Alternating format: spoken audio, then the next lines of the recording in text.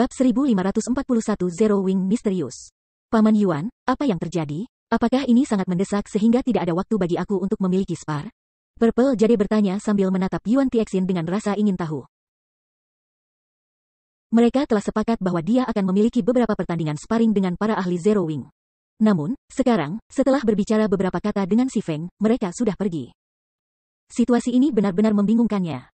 Dia tahu betul bahwa penangkapan kota Orc tidak di bawah manajemen Yuan Tixin. Dia hanya mengatakan kata-kata itu kepada si Feng sebagai alasan untuk pergi. Pemimpin persekutuan baru saja mengirim pesan padaku bahwa aku harus kembali untuk menangani sesuatu. Sedangkan untuk berdebat dengan para pakar Zero Wing, kamu dapat melakukannya di dalam sistem pelatihan simulasi. Apalagi, Zero Wing baru saja mendapatkan 10 kartu hitam lagi. Dengan ini, anggota utama Zero Wing pasti akan lebih sering masuk ke sistem pelatihan. Kamu dapat berdebat dengan mereka kapan saja, jawab Yuan Tixin, tersenyum. Perintah langsung dari ketua persekutuan? Apa yang terjadi? Purple Jade sedikit terkejut ketika mendengar ini. Pemimpin persekutuan Paviliun Rahasia jarang pernah memerintahkan orang tertentu secara langsung. Secara umum, dia akan menyerahkan pemilihan personil kepada wakil pemimpin persekutuan untuk diurus. Hanya untuk hal-hal yang sangat penting ia secara pribadi akan menugaskan seseorang untuk menanganinya. Orang-orang kami telah menemukan tanah harta karun. Lokasi ini jauh lebih berharga daripada kota Orc tunggal. Ketua geng ingin kita mengklaimnya secepat mungkin untuk menghindari kehilangan ke geng lain. Selain itu, aku bukan satu-satunya yang ketua pemimpin telah berikan perintah ini. Beberapa tetua persekutuan lainnya sedang dimobilisasi juga. Sebagai tindakan pencegahan, kita harus mulai membuat persiapan lebih awal. Segera setelah pembaruan sistem domain dewa selesai, kami akan segera memimpin pasukan kami ke tempat itu, kata Yuan Tixin, sedikit kegembiraan dalam suaranya. Bahkan tetua persekutuan harus pergi? Purple Jade bahkan lebih terkejut mendengar ini. Karena Paviliun Rahasia telah memasuki domain dewa, ini adalah pertama kalinya sebuah operasi menjamin mobilisasi beberapa sesepuh dan sebagian besar eselon atas. Sementara itu, di dalam lobi, ketika Fang Tianji melihat kelompok Yuan Tixin pergi, dia tidak bisa menahan nafas. Meskipun White Tiger Dojo terkenal, para mitra yang dapat ditemukannya hanyalah persekutuan kelas 1. Guild dan Super Guild kelas 1 tidak memedulikan apapun terhadap permintaan White Tiger Dojo untuk kemitraan. Namun, sekarang, Paviliun Rahasia, keberadaan transendental yang White Tiger Dojo saat ini bahkan tidak bisa harapkan untuk berurusan. Telah benar-benar mengirim salah satu tetua untuk mengunjungi Zero Wing. Pada saat yang sama, Fang Tianji juga merasa bahwa ini adalah kesempatan yang baik. Sebelumnya, Zero Wing sudah menjadi guild nomor 1 kerajaan bintang bulan. Sekarang, dia bahkan menemukan bahwa Zero Wing memiliki hubungan dekat dengan keberadaan transendental seperti Paviliun Rahasia. Jika dia bisa mengikat Zero Wing ke kapal mereka, dia pasti akan mengangkat posisinya dan Jiang Tianyuan di White Tiger Dojo. Lagi pula, White Tiger Dojo saat ini menempatkan arti penting yang cukup besar pada domain dewa. Sedemikian rupa sehingga itu mulai memberi perhatian lebih pada permainan daripada memelihara pejuang untuk kompetisi pertempuran. Jika tidak, itu tidak akan tiba-tiba memulai ekspansi besar-besaran menuju kota tingkat kedua dan ketiga. Tuan Fang, kepala instruktur Si sedang menunggu di ruang penerimaan 1. Tolong ikuti aku, kata Liang Jing dengan nada yang agak canggung saat dia memandang Fang Tianji, yang saat ini sedang merenung dalam keheningan. Baiklah, jawab Fang Tianji buru-buru saat dia tersentak dari linglung. Setelah itu, Fang Tianji dan Xie Qiwen mengikuti Liang Jing ke reception room 1. Di dalam ruang resepsi yang sangat indah, Si Feng saat ini duduk di sofa kulit sambil menyesap secangkir teh. Ketika dia duduk di sana, dia mengeluarkan perasaan tenang dan damai yang tak terlukiskan, seolah dia menyatu dengan lingkungannya. Sementara itu, ketika Fang Tianji memasuki ruangan, dia tidak bisa membantu tetapi tertegun ketika dia menyadari keberadaan Si Feng.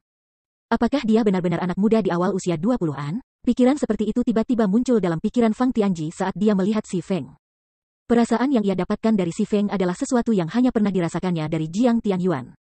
Namun, Jiang Tianyuan adalah seorang ahli yang telah mengalami pertempuran yang tak terhitung jumlahnya. Jiang Tianyuan juga merupakan kebanggaan dan legenda Dojo Harimau Putih. Pada titik ini, bahkan Fang Tianji masih jauh dari mampu menyatukan dirinya dengan lingkungan sekitarnya. Baik, apa yang kamu di sini untuk saat ini? Si Feng berkata sambil menatap Fang Tianji dan Xie Qiwen. Halo, kepala instruktur Si. Nama aku Fang Tianji, seorang instruktur di White Tiger Dojo, kata Fang Tianji, tersenyum ketika dia memperkenalkan dirinya. Adapun tujuan kunjungan kami kali ini, adalah untuk membahas hal-hal kerjasama. Kerjasama seperti apa? Jika masih sama seperti terakhir kali, aku yakin aku sudah menyatakan kondisi aku kepada kamu dengan sangat jelas. Pada saat ini, Si Feng tidak lagi tertarik pada kesepakatan yang ditawarkan Jiang Tianyuan kepadanya. Memelihara 500 ahli lantai 6 dalam 1 bulan adalah tugas yang sangat sulit. Saat ini, dia tidak punya banyak waktu luang. Kulit Xie Qiwen langsung menjadi gelap ketika dia mendengar kata-kata Si Feng. Di sisi lain, Liang Jing menjadi pucat melihat pemandangan ini. Dia merasa Si Feng bertindak terlalu jauh dengan tindakannya. Bagaimanapun, pihak lain mewakili Dojo Harimau Putih. Bahkan Ketua Xiao pun tidak berani menolak permintaan dari White Tiger Dojo. Jika mereka memprovokasi Dojo Harimau Putih, konsekuensinya tidak akan terbayangkan.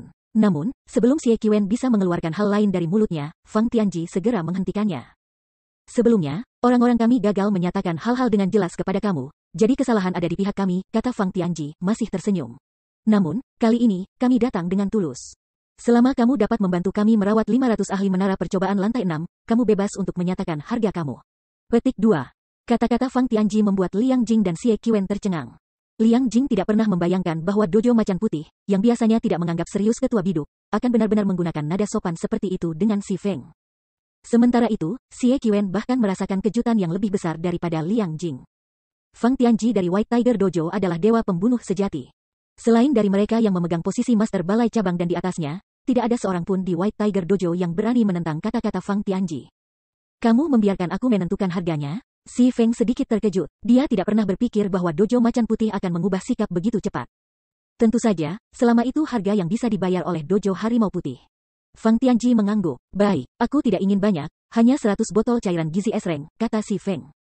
Ini, Fang Tianji mendapati dirinya dalam posisi yang canggung. Meskipun dia mengatakan bahwa Si Feng dapat menetapkan harga, dia tidak pernah berharap yang terakhir begitu berani untuk meminta harga setinggi itu. Big Bro Tianji, dia jelas-jelas bermain-main dengan kami. Xie Qiwen tidak bisa menahan meledak ketika dia mendengar kata-kata Si Feng. Apakah Si Feng berpikir esreng nutrien fluid adalah air ledeng? Bahkan dojo cabang tidak akan menerima 100 botol cairan gizi esreng dalam 1 tahun penuh. Hanya cabang utama yang bisa mengeluarkan begitu banyak botol sekaligus. Namun, cairan gizi esreng ini biasanya disiapkan untuk kompetisi internasional. Tidak mungkin bagi mereka untuk menghabiskan begitu banyak hanya untuk sebuah game. Apakah 100 botol terlalu banyak untukmu? Si Feng tidak bisa tidak bertanya ketika dia melihat ekspresi bermasalah di wajah Fang Tianji. Ini benar-benar di luar kemampuan kita, kata Fang Tianji, keringat dingin menghiasi alisnya yang berkerut. Meskipun posisi Jiang Tianyuan di White Tiger Dojo sangat tinggi, pria itu hanya dapat menggambar 30 botol cairan gizi esreng sekaligus. Bahkan jika dia bangkrut sendiri, dia tidak akan bisa mengumpulkan 100 botol. Baik-baik saja maka, 60 botol, dan bukan botol lebih rendah. Si Feng berkata, mendesah. Kalau tidak, kamu harus menemukan seseorang yang lebih baik untuk pekerjaan itu. Apa pendapatmu tentang? Sebelum Xie Qiwen bahkan bisa menyelesaikan kalimatnya, Fang Tianji sudah meletakkan tangan di bahunya. Tubuhnya tiba-tiba terasa berat, dan mulutnya tidak bisa mengucapkan kata-kata lagi. Kepala instruktur Si, itu juga akan sangat sulit bagi kami untuk memberimu 60 botol. Bagaimana dengan ini? Kami bersedia membayar kamu 50 botol cairan gizi esreng di samping 20 juta kredit. Ini sudah menjadi batas dari apa yang dapat kami tawarkan. Kamu juga harus tahu bahwa cairan gizi esreng tidak dijual dimanapun di pasaran dan hanya dapat diperoleh melalui saluran internal. Bahkan Dojo Macan Putih hanya bisa mendapat sedikit uang setiap tahun, Fang Tianji berkata dengan serius setelah menarik nafas panjang. Setelah mendengar kata-kata Fang Tianji, Xie Qiwen merasa seolah pria yang duduk di sampingnya sekarang benar-benar seorang aktor. Tidak mungkin orang di sampingnya adalah Fang Tianji yang asli. Itu adalah 50 botol cairan gizi esreng yang mereka bicarakan. 50, Si Feng jatuh ke dalam pemikiran yang mendalam. Setelah beberapa waktu, dia berkata, baiklah, aku bisa menyetujui proposal kamu. Namun, aku tidak akan menerima pembayaran dengan mencicil. Petik 2. Zero Wing saat ini sangat membutuhkan cairan gizi esreng. Jika dia bisa mendapatkan 50 botol itu sekarang, mereka pasti akan membantu Fire Dance dan yang lainnya meningkat jauh lebih cepat. Dia juga bisa membantu mereka mengembangkan potensi mereka sejak dini. Fang Tianji tidak bisa membantu tetapi tidak bisa berkata-kata pada kata-kata Si Feng. Namun, pada saat yang sama, ia juga menghela nafas lega. Setelah itu, Fang Tianji menandatangani kontrak dengan Si Feng, setuju untuk memberikan 50 botol cairan gizi esreng dan 20 juta kredit dalam 5 hari. Sedangkan untuk 500 magang White Tiger Dojo dipelihara oleh Zero Wing, dia akan mengirimkan Si Feng daftar nama setelah dia login kembali ke domain dewa. Dengan negosiasi selesai, Fang Tianji pergi bersama dengan Xie Qiwen untuk melaporkan kembali ke Jiang Tianyuan. Adapun Si Feng, setelah melihat pada saat itu, ia memperhatikan bahwa pembaruan sistem domain dewa sudah selesai. Dia segera kembali ke kamarnya dan masuk kembali ke dalam permainan. Bab 1542 Perubahan Domain Dewa. Apa yang sedang terjadi? Begitu Si Feng masuk kembali ke dalam game, dia terkejut dengan adegan yang menyambutnya. Dia berdiri di tengah hutan lebat ketika dia keluar dari permainan. Namun, sekarang, dataran tak berujung mengelilinginya. Apalagi, kawah besar mengadu dataran. Tidak hanya udara dipenuhi dengan debu dan pasir kuning, tetapi bahkan manapun menjadi sangat tipis. Dia bahkan merasakan reaksinya menjadi sedikit lamban karena lingkungan mana yang rendah ini. Jika bukan karena Blade Abyssal mengumpulkan mana di sekitar tubuhnya, kekuatan tempurnya pasti akan menurun secara signifikan. Sementara itu, anggota Zero Wing lainnya yang baru saja masuk ke dalam game sama-sama terpana dengan pemandangan di depan mereka. Lihat ke langit, apa itu? Seseorang di antara kerumunan tiba-tiba berteriak, menunjuk ke langit. Ketika semua orang melihat ke atas, mereka dengan cepat melihat siluet samar dari sebuah kapal hitam pekat yang melayang-layang di langit yang gelap. Karena awan kelabu gelap yang berfungsi sebagai latar belakang, jika seseorang tidak melihat dengan cermat, mereka tidak akan melihat kapal sama sekali. Kapal perang sihir, Si Feng tidak bisa membantu tetapi terkejut. Lambang itu milik keluarga kerajaan. Kenapa ada yang seperti itu di sini? Petik 2. Magic Warship adalah senjata strategis aktual dan juga salah satu kartu truf kerajaan Star Moon. Biasanya, kerajaan tidak akan mengerahkan kapal perang sihirnya bahkan selama perang dengan negara-negara lain. Magic Warship seperti War Fortress, yang mampu memberikan tier 5 mantra dan menghancurkan kota-kota dalam satu pukulan. Sementara itu, kapal perang sihir yang dikendalikan oleh keluarga kerajaan bahkan lebih kuat karena bisa menggunakan kutukan tingkat 5. Hanya selama invasi abis akan keluarga kerajaan menggunakan senjata pemusnah. Masal ini. Namun, sekarang, kapal perang sihir yang dioperasikan oleh keluarga kerajaan saat ini berpatroli di lokasi ini. Si Feng merasa ini tidak bisa dibayangkan. Mungkinkah invasi kekaisaran orc sudah mendapatkan suram itu? Si Feng tidak bisa membantu menghibur pikiran seperti itu. Segera, dia meminta Aqua Rose mengirim orang untuk menyelidiki masalah ini. Setiap kali paket ekspansi baru mulai berlaku, sistem akan memberikan informasi yang relevan dengan paket ekspansi di wilayah yang terkena dampak. Sementara itu, pemain bisa mendapatkan informasi ini dengan bertanya kepada NPC di kota-kota yang terkena dampak.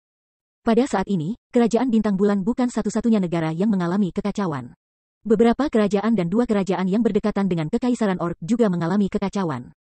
Negara-negara ini semua memobilisasi kartu truf mereka dan mengorganisir serangan hiruk-pikuk pada para Orc. Dengan sangat cepat, Aqua Rose mengumpulkan informasi yang dikumpulkan oleh anggota persekutuan dan merangkumnya dalam sebuah laporan. Pemimpin persekutuan, berdasarkan informasi yang kami temukan sejauh ini, para Orc tampaknya dengan panik mencari sesuatu. Mereka terus mengirimkan pasukan invasi ke kerajaan dan kerajaan tetangga. Selain itu, banyak orc bermutasi kuat telah muncul di antara para orc ini, yang menimbulkan sakit kepala besar bagi kerajaan dan kekaisaran ini. Setelah menderita banyak kekalahan, negara-negara ini akhirnya memobilisasi kartu truf mereka untuk mendorong kembali para orc. Selain itu, kerajaan dan kerajaan yang terkena dampak telah mencapai kesepakatan untuk menghapus biaya teleportasi perbatasan sementara.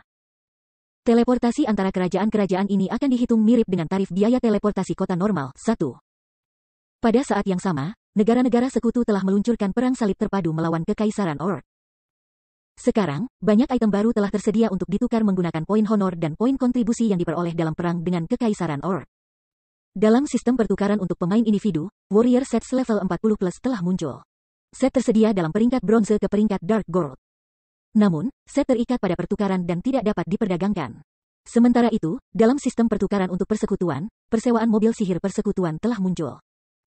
Ketika Aqua Rose merangkum informasi yang telah diterimanya, dia tidak dapat menahan keterkejutannya atas perubahan yang disebabkan oleh pembaruan sistem kali ini. Perubahan ini tidak diragukan lagi akan mengguncang status quo saat ini antara persekutuan. Tanpa biaya tambahan yang dikenakan untuk teleportasi antar negara, pemain akan dapat berpindah antar negara dengan lebih mudah. Penghapusan rintangan ini juga akan meningkatkan intensitas persaingan antara persekutuan dari berbagai negara yang terkena dampak. Sewa Magic Guild Magic, mata Si Feng bersinar ketika dia mendengar Aqua Rose menyebutkan istilah ini. Sewa mobil persekutuan gaib adalah kenyamanan besar bagi persekutuan. Sementara itu, sewa hanya turun di ruang bawah tanah tim super besar spesifik di masing-masing negara. Orang juga bisa mengatakan bahwa itu berfungsi sebagai bukti kekuatan persekutuan. Setelah persekutuan memperoleh persewaan mobil sihir persekutuan, para anggotanya dapat menyewa mobil-mobil persekutuan sihir di rumah persekutuan. Magic Car adalah alat yang sangat berguna bagi tim. Tidak seperti gerbong canggih, yang hanya bisa berjalan di jalan-jalan resmi yang dibangun antara kota dan kota, Magic Car bisa pergi ke lokasi manapun. Itu juga berlipat ganda sebagai tenda dan memungkinkan pemain untuk memulihkan konsentrasi dan stamina mereka di dalamnya. Secara keseluruhan, Magic Car seperti perkemahan bergerak dan sangat berguna bagi tim yang lebih suka menjelajahi lokasi yang jauh dan tingkat tinggi. Ketua pemimpin, apakah ada masalah? Aqua Rose bertanya dengan rasa ingin tahu ketika dia melihat ekspresi heran di wajah Si Feng.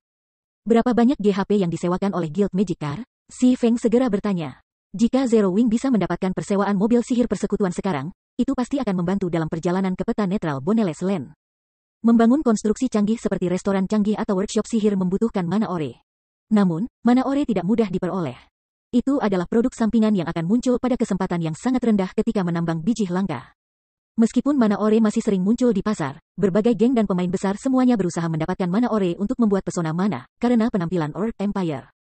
Akibatnya, mana ore disiapkan untuk dijual telah dihapus dari rak. Bahkan biji mana dari kerajaan dan kerajaan lain di sekitar domain dewa telah dibeli oleh berbagai guild besar. Saat ini, praktis tidak mungkin mendapatkan mana ore dalam jumlah besar. Namun, Si Feng masih tahu cara untuk mendapatkan sejumlah besar mana ore melalui peta netral Boneles Land yang jauh.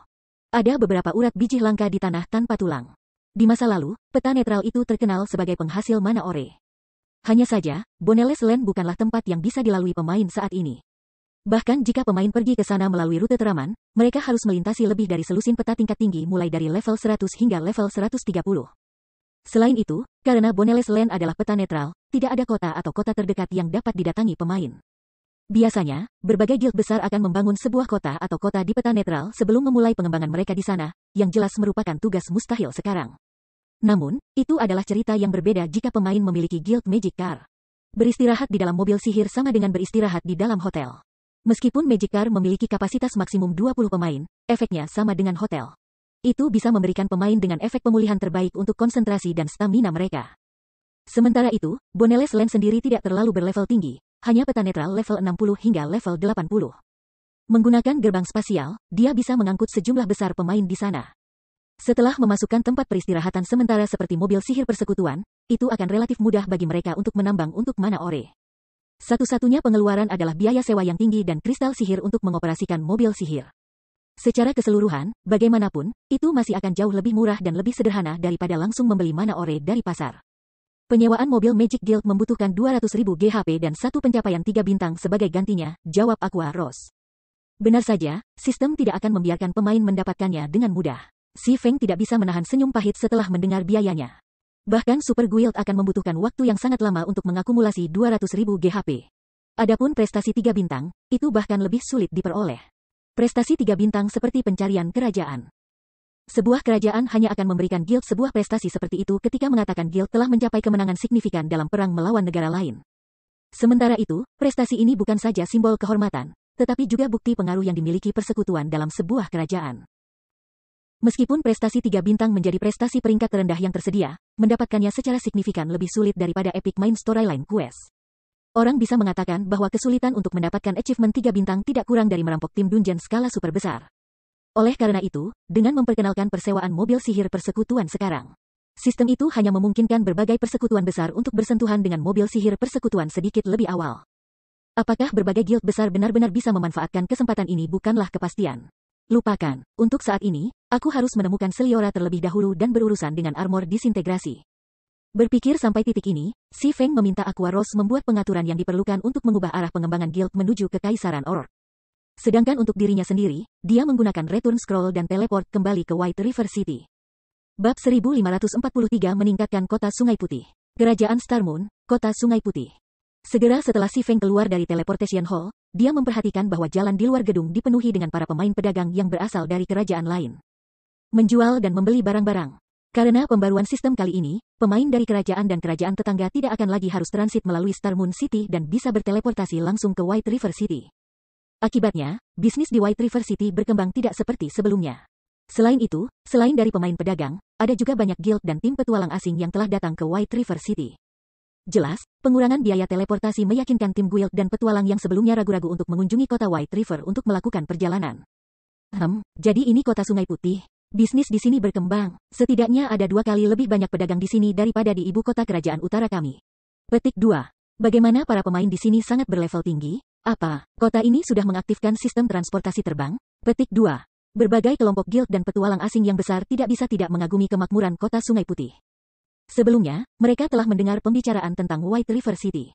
Meskipun rumor mengatakan bahwa para pemain memberi label White River City sebagai kota NPC nomor 1 Star Moon Kingdom, mereka hanya memperlakukannya sebagai lelucon sebelumnya. Lagi pula, bagaimana mungkin sebuah kota non-ibu kota bersaing dengan ibu kota?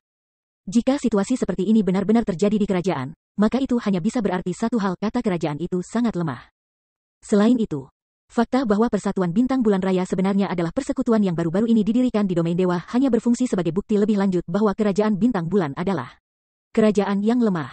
Jika bukan karena fakta bahwa biaya teleportasi jauh berkurang dan fakta bahwa kota Sungai Putih memiliki rumah teleportasi yang mengarah langsung ke jantung kerajaan Menara Kembar, mereka tidak akan repot-repot berkunjung ke kota Sungai Putih sama sekali.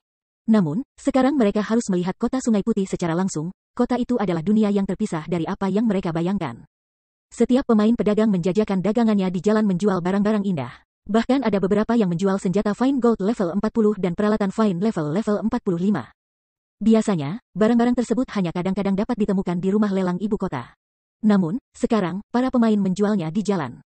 Selain itu, tim sementara yang merekrut anggota untuk penggerebekan dungeon bahkan lebih menakjubkan. Sebenarnya ada pemain yang merekrut untuk level 40, serangan 100 orang hard mode tim Dungeons. Meskipun banyak pemain di Gods Domain telah mencapai level 40, ketika merampok level 40, 100 men tim Dungeons, level 40 hanyalah batas dasar. Selain itu hanya dalam kasus mode normal.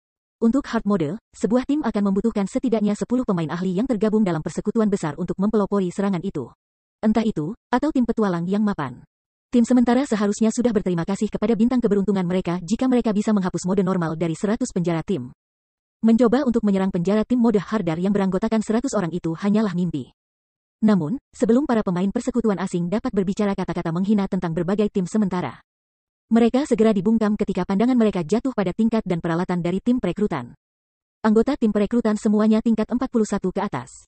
Sementara itu, bahkan peralatan paling rendah yang mereka kenakan adalah level 35 Secret Silver, sementara beberapa bahkan mengenakan level 40 Secret Silver Equipment.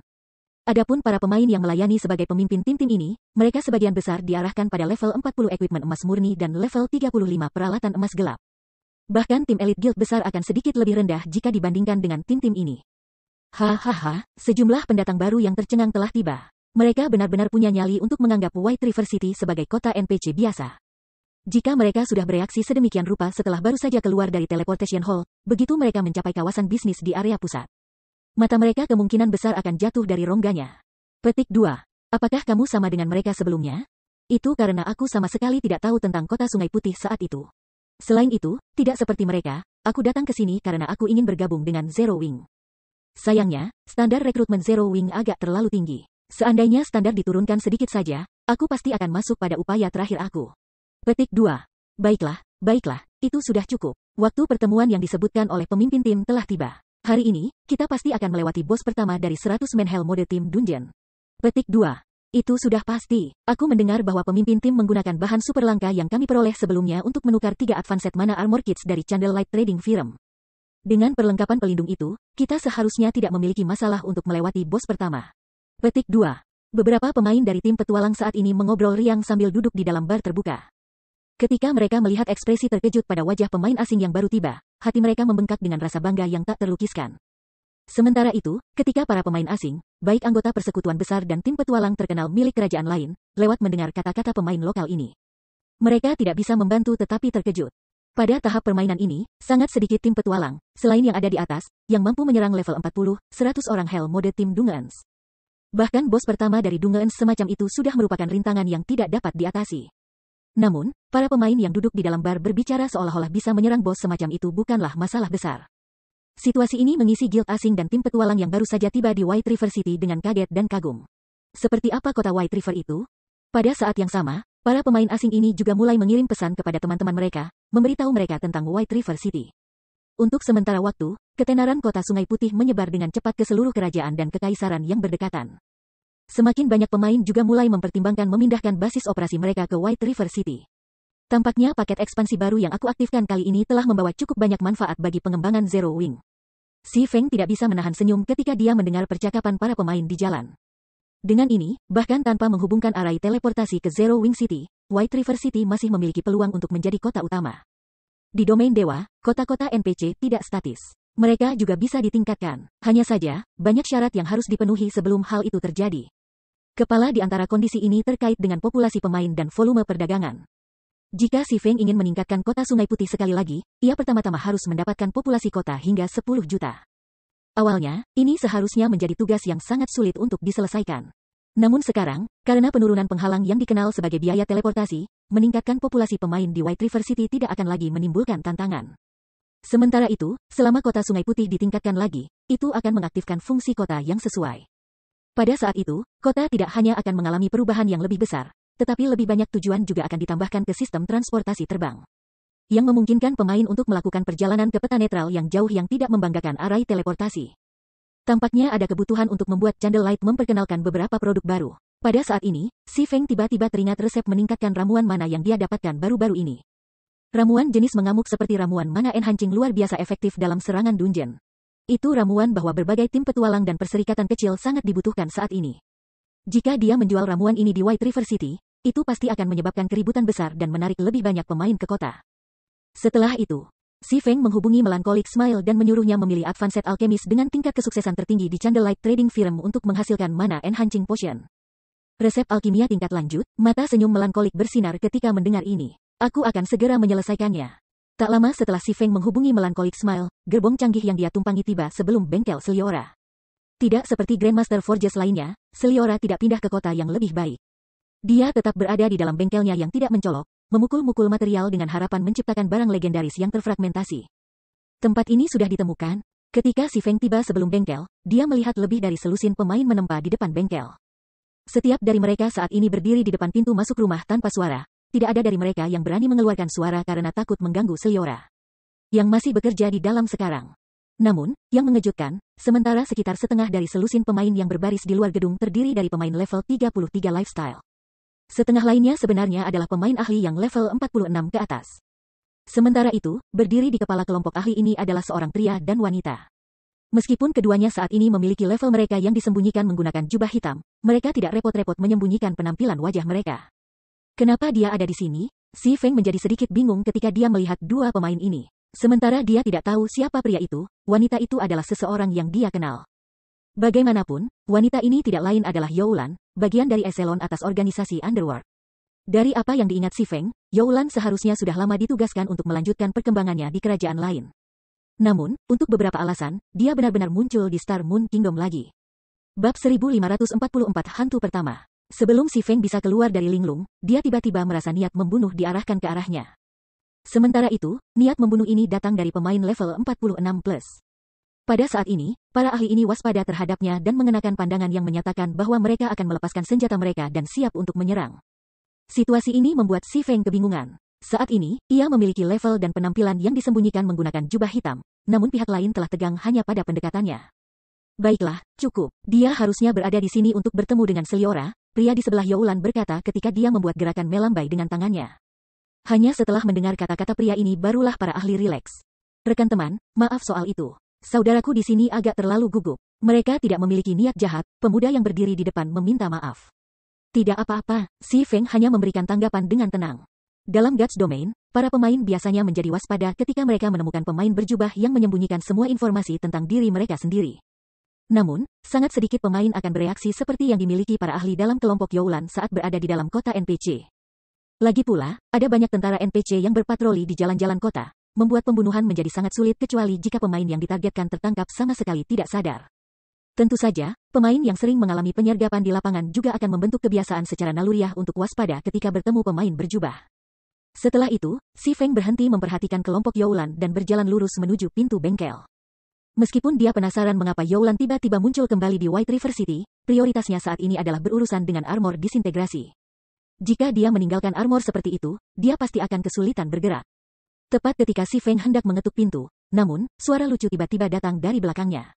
Kalian benar-benar membuatku berkeringat menemukanmu. Dengan hal-hal seperti sekarang, apakah kamu semua masih berpikir kamu memiliki kesempatan? Petik 2. Berbalik, Si Feng tiba-tiba menyadari bahwa sekelompok lebih dari 100 pemain berjubah telah muncul di belakangnya.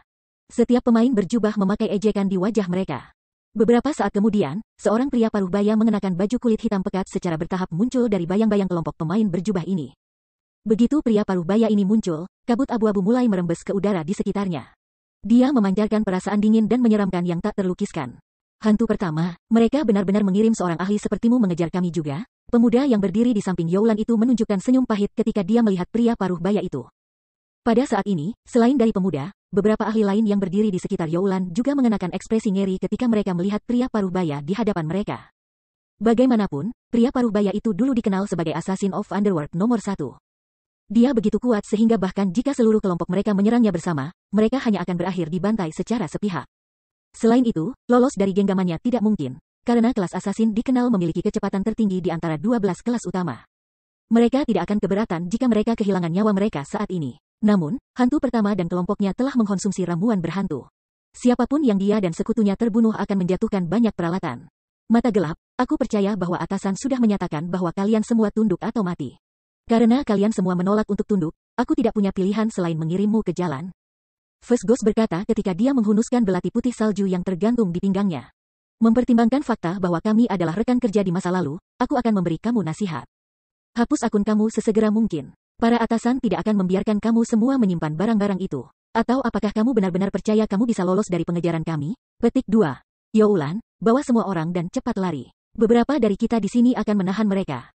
Begitu kamu mencapai jalan utama, mereka tidak akan dapat mengambil tindakan dengan mudah, kata pemuda bernama Dark Eye pelan kepada Youlan.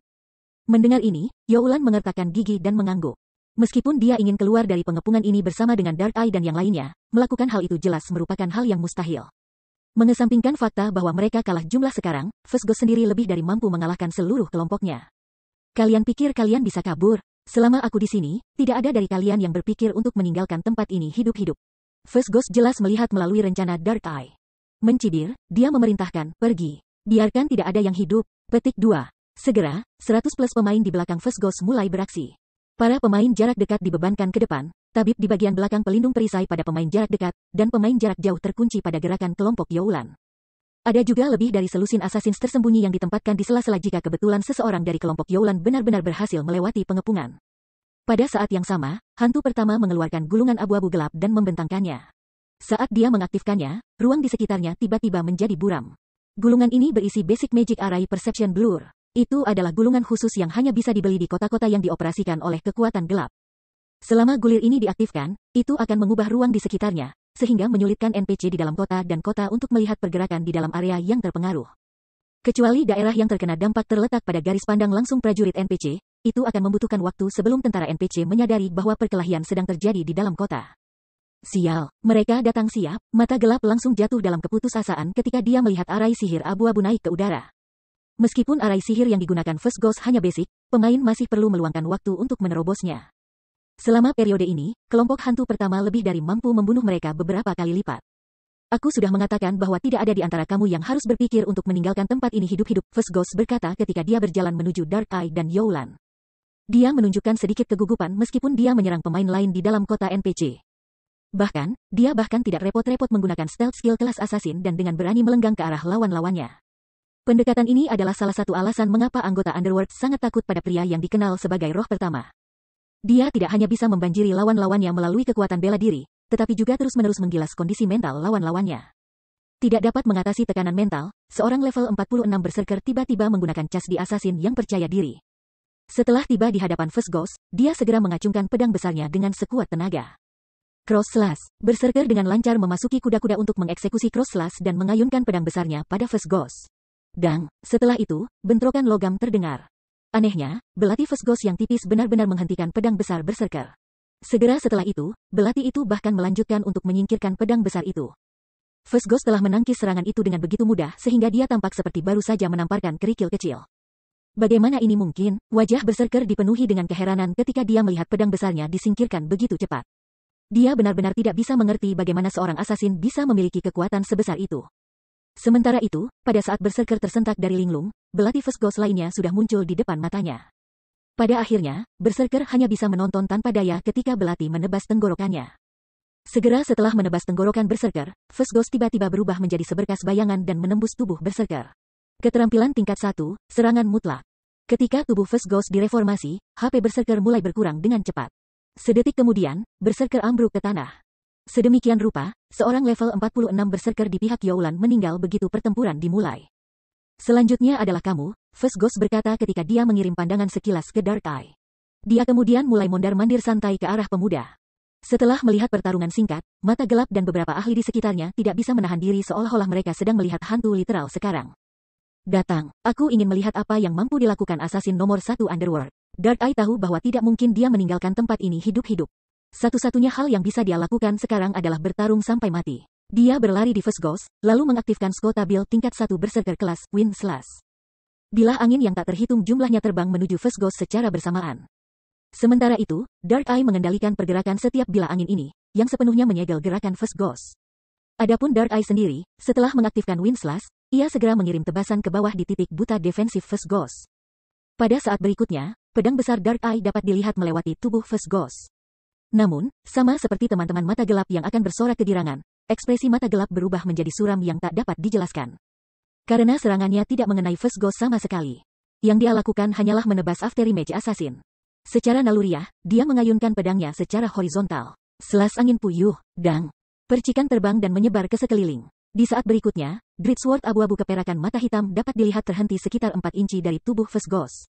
Meskipun Dark Eye menempatkan semua kekuatannya ke dalam pelukannya, belati hitam pekat yang menghalangi pedang besarnya menolak untuk bergerak bahkan 1 cm lebih jauh. Sementara itu, belati perak di tangan hantu pertama menusuk dengan lembut ke arah perut sisi gelap. Apakah sudah selesai? Mata gelap tidak bisa membantu tetapi menutup matanya pada adegan ini. Perbedaan kekuatan antara dia dan First Ghost terlalu besar.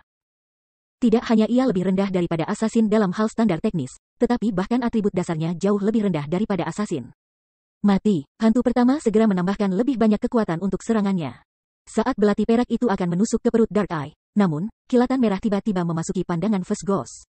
Terkejut, hantu pertama buru-buru mengaktifkan langkah angin untuk memblokir serangan. Dia kemudian mundur secara tiba-tiba dan berbalik untuk melihat ke arah sumber kilatan merah. Siapa yang menyela aku? Aku melakukannya. Pada saat ini, Si Feng melangkah keluar dari kelompok pemain yang berdiri di depan bengkel Seliora. Bab 1545 Murka yang tak tertahankan. Saat Si Feng muncul dari kerumunan, tatapan para pemain saat ini bergeser ke arahnya. Meskipun Si Feng telah menyembunyikan penampilannya, dia jelas seorang pendekar pedang yang didasarkan pada 2 pedang panjang yang tergantung di pinggangnya. Bocah ini pasti lelah hidup. Dia benar-benar berani merusak kesenangan bos. Dia pasti bunuh diri. Dia harus menyadari bahwa dia tidak bisa selamat dari ini. Apakah dia yang ingin mati? Petik 2. Bos pasti marah. Anak itu pasti akan menderita karena ini. Petik 2. Meskipun anggota tim hantu pertama terkejut melihat Si Feng menyelamatkan mata gelap, ekspresi mereka dengan cepat berubah menjadi kasihan dan kekaguman. Sebagai pengamat, Si Feng bisa tetap diam, dan hantu pertama akan memberinya kematian cepat. Tetapi sekarang setelah dia merusak kesenangan lelaki itu, kematiannya akan lambat dan menyakitkan. Bagaimanapun, First Ghost terkenal karena kebrutalannya di dunia bawah. Pemain lain telah mengganggu First Ghost di masa lalu, dan dia perlahan-lahan mencukur HP para pemain ini dengan satu pukulan demi pukulan. Kadang-kadang ia bahkan meminta penyembuh timnya memulihkan HP targetnya. Para ahli umumnya mengatur sensitivitas rasa sakit mereka dalam game ke persentase tertentu, dan itu tidak bisa diubah saat dalam pertempuran. Anggota tim First Ghost sudah bisa membayangkan nasib yang akan menimpa orang asing pendekar ini. Apakah dia yang menyelamatkan aku? Mata gelap berbalik ke Si Feng dengan ekspresi bingung. Dia tidak pernah berpikir bahwa pejalan kaki seperti Si Feng benar-benar akan menyelamatkannya. Menurut pendapatnya, orang yang lewat biasanya berusaha menghindari keterlibatan dengan perselisihan orang lain. Sayangnya, bahkan jika Si Feng telah menyelamatkannya sekali, itu tidak akan mengubah hasilnya. Anggota tim First Ghost sudah mengepung tim mereka, dan arai sihir Perception Blur mencegah tentara NPC mendeteksi pertarungan mereka. Orang ini adalah Youlan, yang berdiri di belakang, mau tak mau merasakan keakraban saat dia menatap punggung Si Feng. Dia tampaknya telah mendengar suaranya di suatu tempat sebelumnya, juga. Nak, kamu baru saja melakukannya? Hantu pertama tidak terburu-buru untuk menyerang Si Feng. Sebagai gantinya, dia mengevaluasi pendekar pedang ini dengan hati-hati. Sesaat kemudian, dia mencibir dan berkata, kamu punya nyali, aku akan memberimu itu. Aku bermaksud membiarkan pengamat seperti kamu hidup, tetapi aku berubah pikiran. Petik 2. Biarkan aku hidup, Si Feng tertawa. Pertahankan belas kasihan iblis itu untuk dirimu sendiri. Kamu sudah melihat itu, ya? Karena Si Feng belum membeli kebohongan, hantu pertama mengakuinya. Dia tertawa sebelum menjawab, memang. Aku tidak pernah berniat membiarkanmu pergi, tetapi tindakanmu hanya membuatmu mati lebih menyakitkan. Nak, kamu akan menyesal melangkah masuk. Gelisah, pastikan kamu menyembuhkan anak ini dan biarkan dia hidup untukku. Semua orang, awasi Dark Eye dan Youlan. Petik 2. Yakinlah, bos, sampai kamu mengatakan, berhenti, aku akan memastikan dia tidak mati. Petik 2. Dengan perintah First Ghost, rekan satu timnya mengalihkan fokus mereka ke tim Youlan. Jika ada pemain yang bergerak aneh, mereka akan membombardir mereka dengan serangan.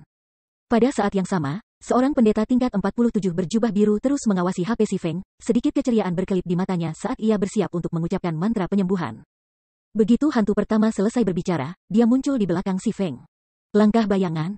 Seperti ular berbisa, belati hitam pekat di tangan First Ghost membentuk busur saat melengkung ke arah sayap Si Feng. Mogok ginjal.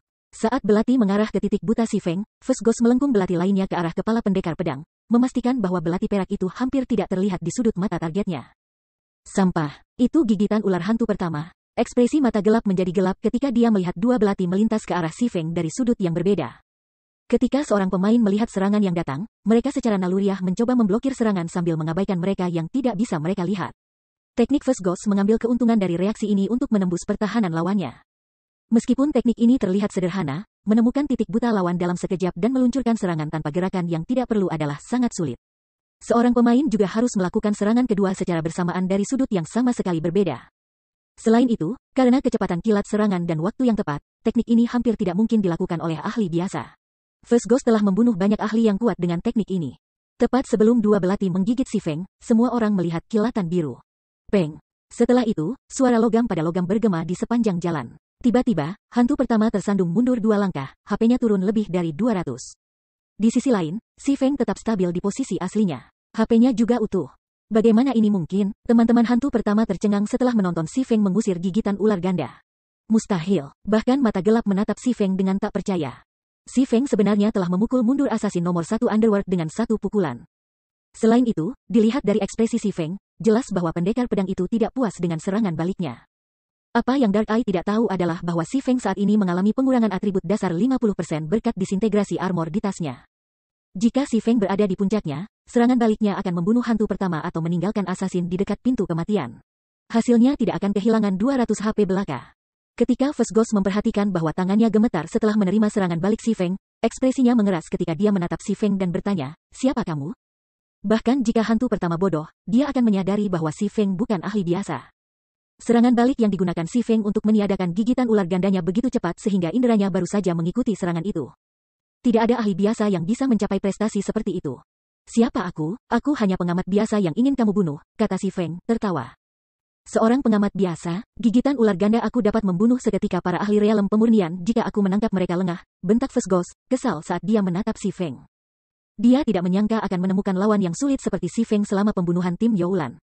"Jadi, itu gigitan ular ganda? Aku tidak melihat sesuatu yang istimewa tentang itu."